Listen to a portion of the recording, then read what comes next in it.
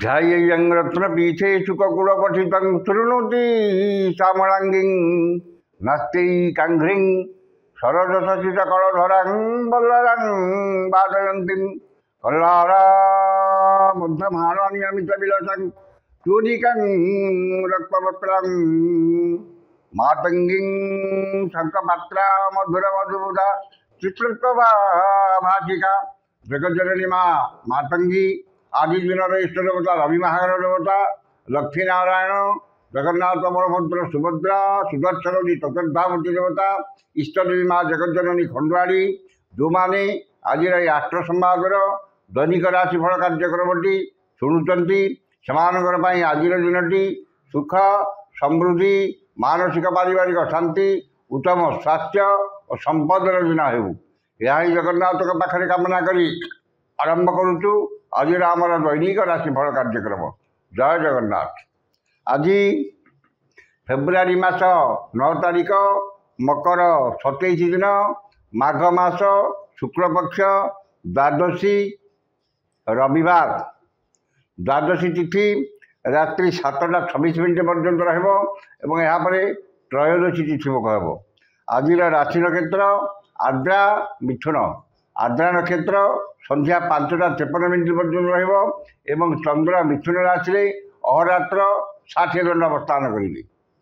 द्वादशी तिथि जो पुई खाइबा मना खाइले ब्रह्महत्या समपाप ये रही आज पंजिका बर्तमान जानी नवा केमिति कटिब 12टी राशि व्यक्ति मानकर आज दिन।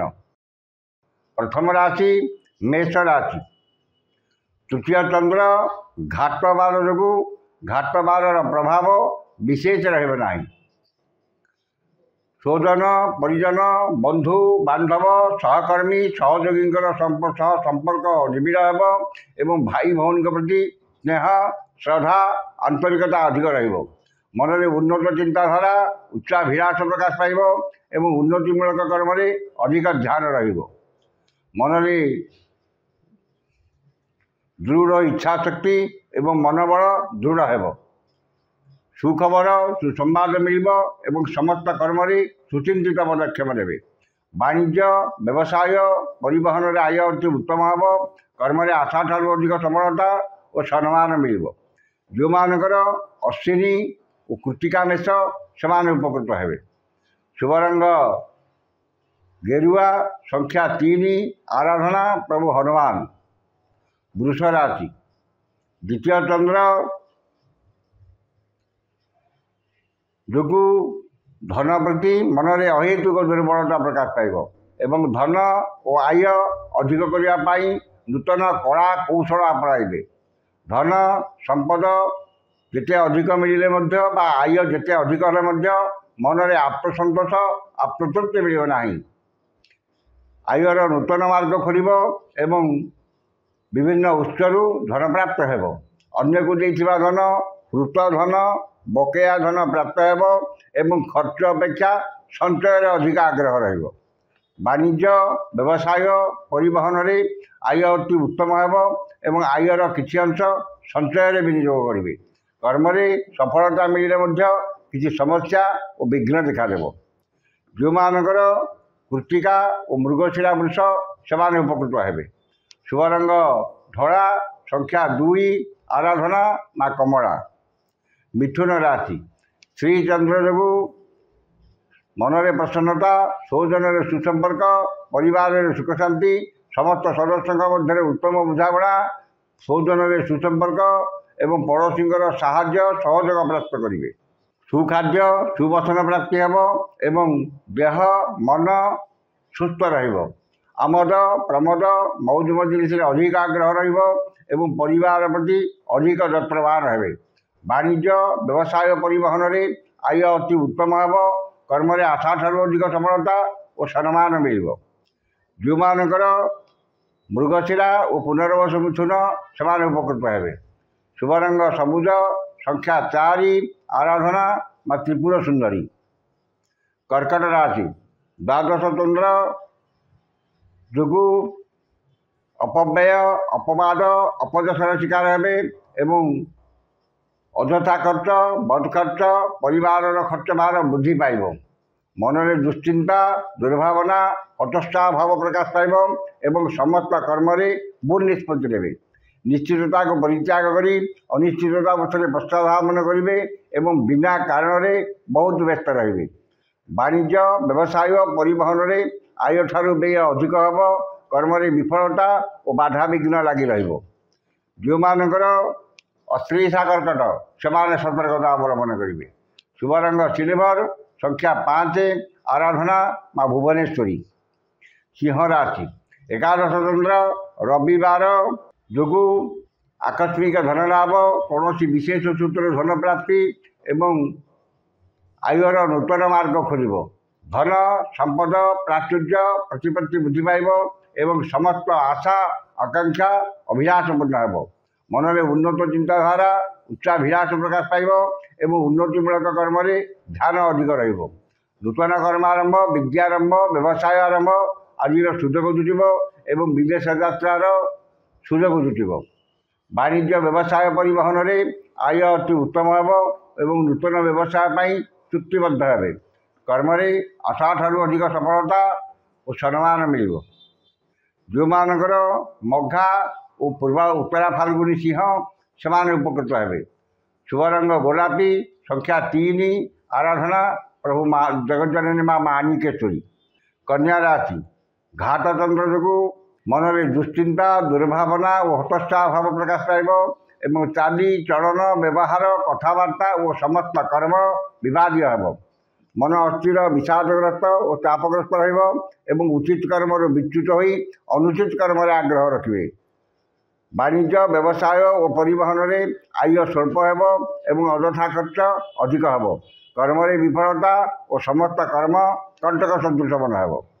ଯେଉଁମାନଙ୍କର ହସ୍ତା କନ୍ୟା ସେମାନେ ସତର୍କତା ଅବଲମ୍ବନ କରିବେ। ଶୁଭ ରଙ୍ଗ ମେରୁନ୍, ସଂଖ୍ୟା 8, ଆରାଧନା ମା ଛିନ୍ନମସ୍ତା। ତୁଳା ରାଶି, ନବମ ଚନ୍ଦ୍ର ଓ ଘାତ ତିଥି ଯୋଗୁଁ ଘାତ ବାରର ପ୍ରଭାବ ବିଶେଷ ରହିବ ନାହିଁ। ଗୁରୁଜନଙ୍କ କୃପା, କ୍ଷମତାଶାଳୀ ବ୍ୟକ୍ତିଙ୍କ ସହାୟତା ଏବଂ ରାଜନୈତିକ ବ୍ୟକ୍ତିଙ୍କର ଶୁଭ ଦୃଷ୍ଟିରେ ରହିବେ। ଯଶ ସମ୍ମାନ ସାମାଜିକ ପ୍ରତିଷ୍ଠା ଏବଂ ଜନସମ୍ପର୍କ ବୃଦ୍ଧି ପାଇବ। କୌଣସି ସଭା କିମ୍ବା ସଂଗଠନର ନେତୃତ୍ୱ ଦେବେ ଏବଂ ରାଜନୈତିକ ବ୍ୟକ୍ତିଙ୍କ ଶୁଭ ଦୃଷ୍ଟିରେ ରହିବେ।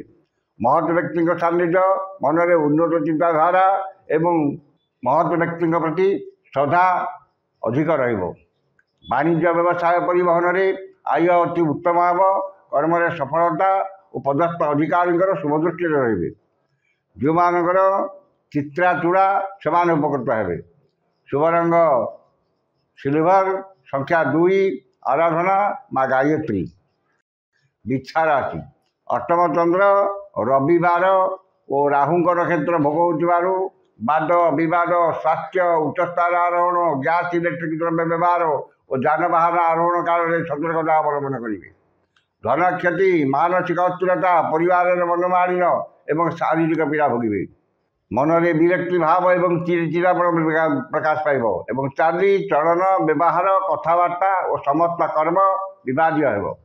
ବାଣିଜ୍ୟ ବ୍ୟବସାୟ ପରିବହନରେ ଆୟ ଠାରୁ ବ୍ୟୟ ଅଧିକ ହେବ। କର୍ମରେ ବିଫଳତା ଓ ବାଧାବିଘ୍ନ ଲାଗି ରହିବ।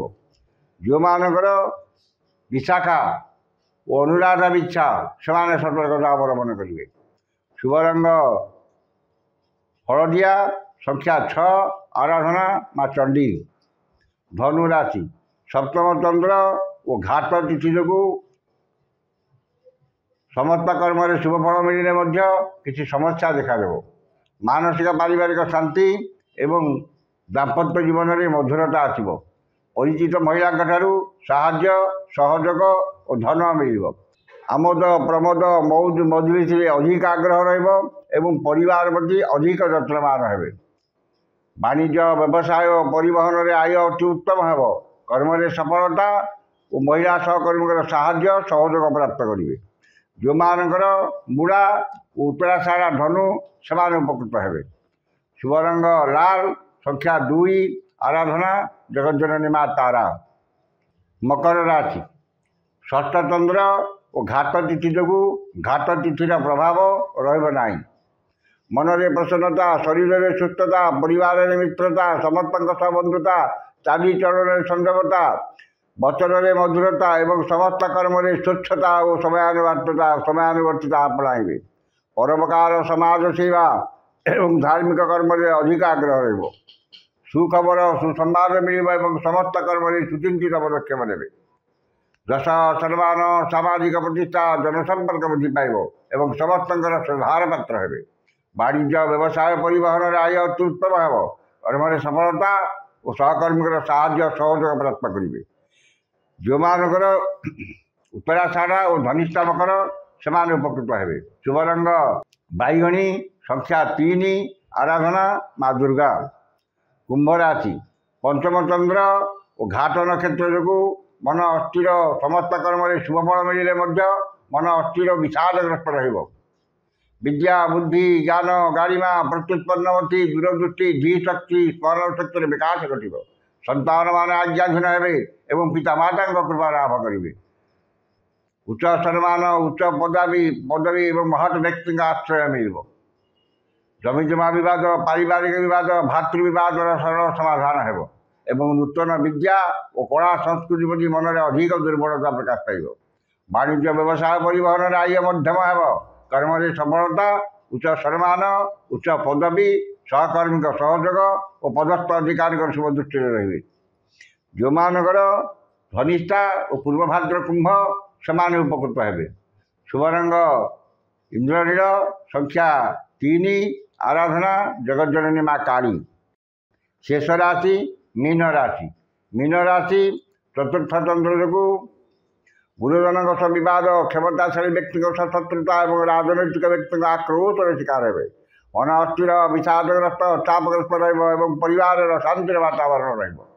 ଧନ କ୍ଷତି, ମାନସିକ ଅସ୍ଥିରତା, ପରିବାରରେ ମନୋମାଳିନ୍ୟ, ଯାନବାହନରେ ଖର୍ଚ୍ଚାନ୍ତ ଏବଂ ଆର୍ଥିକ ଠକାମିରେ ପଡ଼ିପାରନ୍ତି। ବାଣିଜ୍ୟ, ବ୍ୟବସାୟ, ପରିବହନରେ କ୍ଷତି ଏବଂ ପରିବହନ ବ୍ୟବସାୟରେ ବିପର୍ଯ୍ୟୟର ସାମ୍ନା କରିବେ। କର୍ମରେ ବିଫଳତା ଓ ସମସ୍ତ କର୍ମ କଣ୍ଟକ ସଦୃଶ ମନ ହେବ। ଯେଉଁମାନଙ୍କର ରେବତୀ ମୀନ, ସେମାନେ ସତର୍କତା ଅବଲମ୍ବନ କରିବେ। ଶୁଭ ରଙ୍ଗ ଗୋଲାପୀ, ସଂଖ୍ୟା 5, ଆରାଧନା ପ୍ରଭୁ ଶ୍ରୀ ଜଗନ୍ନାଥ। ଇଏ ଥିଲା ଆଜିର 12ଟି ରାଶିର ବ୍ୟକ୍ତିମାନଙ୍କର ଆଜିର ରାଶିଫଳ। ସମସ୍ତ ରାଶିର ବ୍ୟକ୍ତିମାନେ ଦିନଟି ଶୁଭ ହେବା ପାଇଁ ଉକ୍ତ ମନ୍ତ୍ରଟି ଋଷ୍ୟାଦି କରି ପାଠ କରନ୍ତୁ। ଋଷ୍ୟାଦିଟି ହେଲା ଓଁ ସୂର୍ଯ୍ୟ ମହାମନ୍ତ୍ରସ୍ୟ ଅଗସ୍ତ୍ୟ ଭଗବାନ ଋଷି ଅନୁଷ୍ଠୁପ ଛନ୍ଦଃ ଅଦ୍ୟ ଦିବସ ଦିବସାଧିପତି ରବି ମହାଗ୍ରହ ଦେବତା ସ୍ମୃତେ। ରବି ମହାଗ୍ରହ ଦେବତା ମନ୍ତ୍ର 178 ସଂଖ୍ୟକ ମନ୍ତ୍ର ଜପେ ବିନିଯୋଗ। এই ଋଷ୍ୟାଦିଟି ଥରେ କରିବେ ଏବଂ ମନ୍ତ୍ରଟି ହେଲା ମୁଁ ଘୃଣୀ ସୂର୍ଯ୍ୟାୟ ନମଃ। ଏ ମନ୍ତ୍ରକୁ ସକାଳେ 108 ଏବଂ ସନ୍ଧ୍ୟାବେଳେ 108 ପାଠ କରନ୍ତୁ। ନିଶ୍ଚିତ ଭାବରେ ଦିନଟି ଆପଣଙ୍କର ମଙ୍ଗଳମୟ ଏବଂ ଶୁଭମୟ ହେବ। ଆଜି ତ ସମୟ ସରିଯାଇଛି, ଆସନ୍ତାକାଲି ଦେଖା ହେବ ଠିକ୍ ଏହି ସମୟରେ। ବିଦାୟ ଦିଅନ୍ତୁ। ଜୟ ଜଗନ୍ନାଥ।